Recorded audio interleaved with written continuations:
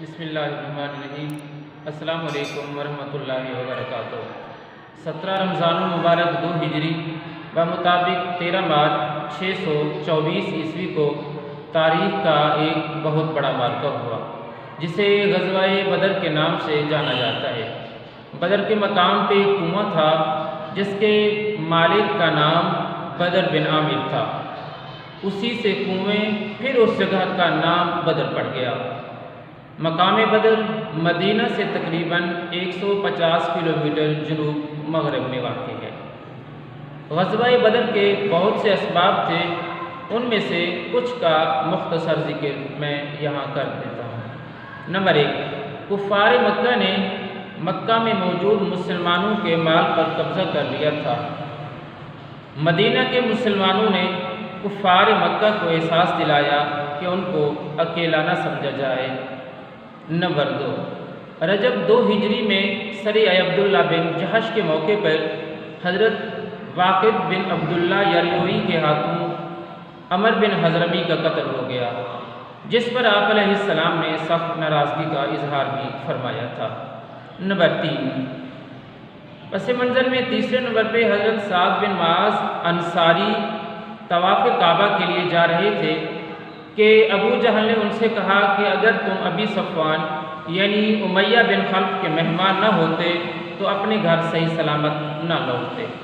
جواب میں حضرت سعد نے فرمایا، اگر تم ہمیں کعبہ جانے سے روکو گے تو ہم تمہارا تجارتی راستہ روک دیں گے۔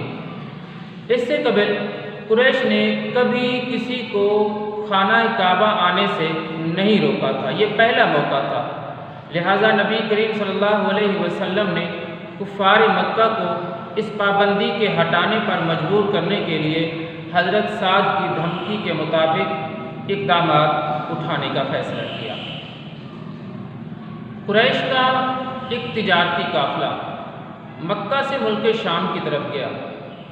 یہی قافلہ جب شام سے پلٹ کر مکہ واپس آنے والا تھا تو نبی کریم صلی اللہ علیہ وسلم نے اس قافلے کے حالات کا پتہ کرنے کے لیے طلحہ بن عبداللہ اور سعید بن زید کو روانہ فرمایا۔ یہ دونوں مقام حرا تک تشریف لے گئے۔ جب وہاں سے ابو سفیان کا قافلہ گزرا تو دونوں نہایت تیزی سے مدینے پلٹے اور رسول اللہ صلی اللہ علیہ وسلم کو اطلاع دی۔ اس تجارتی قافلے میں اہل مکہ کی بہت بڑی دولت تھی۔ یہ تجارتی سامان 1000 اونٹوں پر لدا ہوا تھا، جس کی مالیت کم از کم 50,000 دینار تھی، اور اس قافلہ کی حفاظت کے لیے صرف 40 آدمی تھے۔ ابو سفیان نے خطرے کو بھانپتے ہوئے فوراً اجرت دے کر زمزم بن عمر غفاری کو مکہ بھیجا تاکہ قافلے کی حفاظت کے لیے قریش میں نفیر عام کی صدا لگائے۔ آپ علیہ السلام نے اہل مدینہ کو فرمایا کہ اس مال کے لیے نکل پڑو، ہو سکتا ہے کہ اللہ تعالیٰ اسے بطور غنیمت تمہارے حوالے کر دے۔ لیکن آپ علیہ السلام نے کسی پر روانگی ضروری قرار نہیں دی تھی، بلکہ لوگوں کو رغبت پر چھوڑ دیا تھا۔ زمزم کے پیغام کے بعد مکہ کے لوگ یا تو اس لشکر کی حفاظت کے لیے خود نکل رہے تھے یا اپنی جگہ کسی اور کو بھیج رہے تھے۔ معززین قریش میں سے صرف ابو لہب نے اپنی جگہ اپنی ایک قرضدار کو بھیجا۔ معززین قریش میں سے صرف ابو لہب نے اپنی جگہ اپنے ایک قرضدار کو بھیجا۔ جب لشکر قریش تیار ہو گیا تو ان کو اپنے مخالف قبیلہ بنو بکر سے پیچھے حملے کا خدشہ ہوا تو شیطان نے بنو کنانہ کے سردار سراقہ بن مالک جاشم مدلجی کی شکل میں آ کر بولا، میں تمہارا رفیق ہوں، پریشان نہ ہوں۔ اب یہ سوال پیدا ہوتا ہے، لوگ سوال کرتے ہیں کہ آپ علیہ السلام نے اس قافلے کے پیچھے جانے کی رغبت کیوں دلائی؟ علامہ شبلی نعمانی فرماتے ہیں کہ اہل مکہ نے اس تجارت میں اپنا زیادہ سے زیادہ مال لگایا، یہاں تک کہ غیر تاجر عورتوں نے بھی اپنے زیورات اور اندوختے لالا کر دیے۔ ابن سعد نے بھی ابو سفیان کا یہ قول نقل کیا ہے کہ مرد و زن میں سے کوئی ایسا نہ تھا کہ جس نے اس موقع پر حصہ نہ لیا ہو۔ مدعا صرف یہ تھا کہ زیادہ سے زیادہ سرمایہ لگا کر زیادہ سے زیادہ نفع حاصل کیا جائے اور اس کی آمدنی سے ریاست مدینہ کی اینٹ سے اینٹ بجا دی جائے۔ مذکورہ بالا واقعات کے بعد قریش مکہ نے مسلمانوں کے خلاف لشکر ترتیب دیا۔ قریش کے اس لشکر میں قبیلہ بنو عدی شریک نہ ہوا اور قبیلہ بنو زہرہ کے 300 افراد ابو سفیان کے دوسرے پیغام کے بعد کہ تجارتی قافلہ محفوظ ہے، اخنس بن شریح کے کہنے پر یہ بنو زہرہ واپس لوٹ گئے۔ ابتدا میں مکی لشکر کی تعداد 1300 تھی، بنو زہرہ کی واپسی کے بعد یہ تعداد تقریباً 1000 رہ گئی۔ اس لشکر کو سامان حرب سمیت دیگر سہولیات میسر تھی، جبکہ دوسری طرف مسلمانوں کا لشکر مشہور روایت کے مطابق 313 افراد پر مشتمل تھا، جن میں 82 مہاجر اور بقیہ انصار تھے، اور انصار میں سے بھی 61 قبیلہ اوس سے تھے اور 170 قبیلہ بنو خزرج سے تھے۔ اسلامی لشکر مکمل تیاری کر کے نہیں آیا تھا۔ اس لشکر میں صرف مسلمانوں کے پاس 2 گھوڑے تھے، جن میں سے ایک حضرت زبیر بن عوام کا اور دوسرا حضرت مقداد بن اسود کندی کا تھا، اور اونٹوں کی تعداد صرف 70 تھی، جن پر باری باری اسلامی لشکر کے لوگ سوار ہوتے۔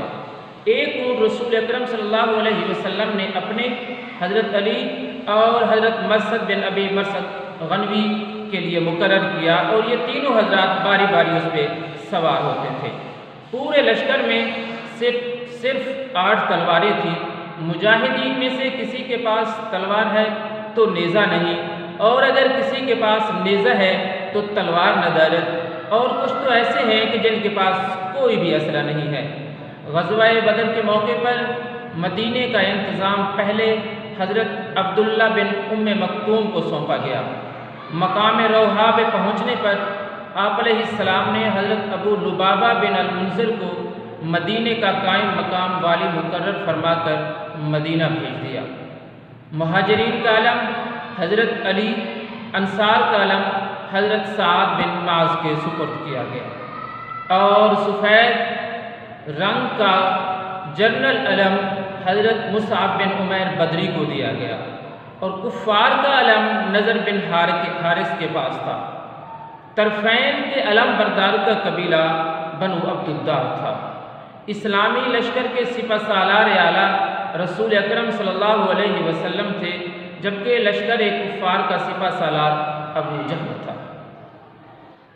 اتنا بڑا لشکر سامنے تھا تو آپ علیہ السلام نے اللہ کی بارگاہ میں دعا کی، اے اللہ، اگر آج مسلمانوں کی یہ چھوٹی سی جماعت فنا ہو گئی تو پھر قیامت تک روئے زمین پر آپ کا کوئی نام لیوا نہیں ہوگا۔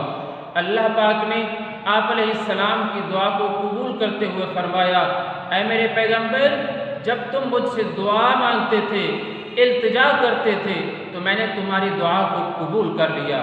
اللہ نے اس دعا کو قرآن میں بیان فرمایا، استغیثون ربکم فاستجاب لکم۔ اللہ نے فرمایا جب تم فریاد کرتے تھے تو میں نے تمہاری فریاد کو سن لیا، تمہاری دعا کو قبول کر لیا۔ میدان جنگ میں صف بندی ہوئی تو حضرت علی کے مقابل ولید آیا، حضرت حمزہ کے مقابل شیبہ آیا، اور حضرت عبیدہ بن حارث کے مقابل میں عتبہ بن ربیعہ آیا۔ اس معرکہ میں پہلی شہادت حضرت عمر کے آزاد کردہ غلام حضرت مہیج کے حصے میں آئی، اور لشکر کفار کا پہلا ایندھن اسود بن عبد الاسد حضرت حمزہ کے ہاتھوں واصل جہنم ہوا۔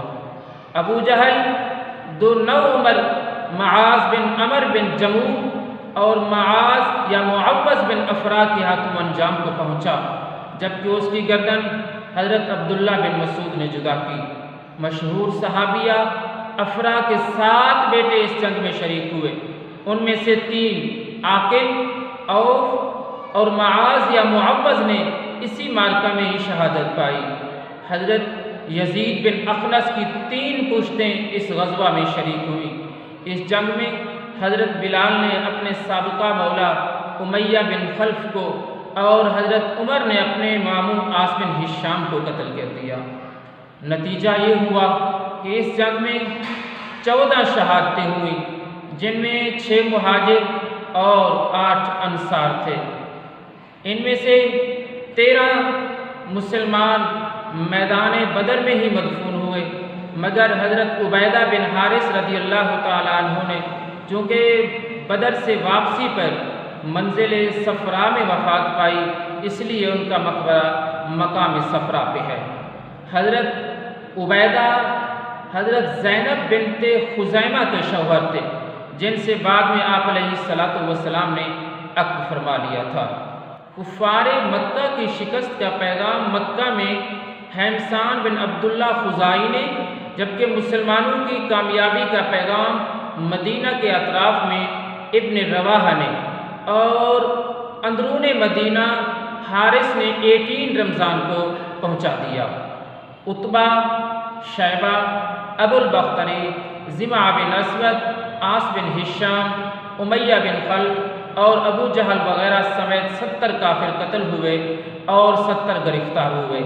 گرفتار ہونے والوں میں عقیل بن ابی طالب، سہیل بن عمر، ابو العاص، ابو سفیان کا بیٹا عمر وغیرہ شامل تھے۔ صحابہ کرام کے مشورے سے پڑھے لکھے قیدیوں کے ذمے لگا کہ وہ 10 مسلمان بچوں کو لکھنا پڑھنا سکھا دیں اور باقی فدیہ دے کر اپنی جان خلاصی کرا سکتے ہیں۔ ان میں سے ابو عزا ایک ایسا شخص تھا جو نہ پڑھا لکھا تھا اور نہ ہی فدیہ دے سکتا تھا، تو آپ علیہ السلام نے اسے بغیر معاوضے کے آزاد کرا دیا۔ اس عمدہ سلوک پر ڈاکٹر اسرائیل ویلفنسن نے اپنی کتاب تاریخ الیہود فی بلاد العرب میں آپ علیہ السلام کو اعلیٰ ترین ظرف کا مالک قرار دیا ہے۔ اس معرکہ کو اللہ نے قرآن میں یوم الفرقان کہا ہے۔ آپ علیہ السلام فتح کے 3 دن بعد بدر سے مدینہ کے لیے روانہ ہوئے۔ اللہ پاک ہم سب کو اسلام کا حقیقی نور نصیب فرمائے، آمین۔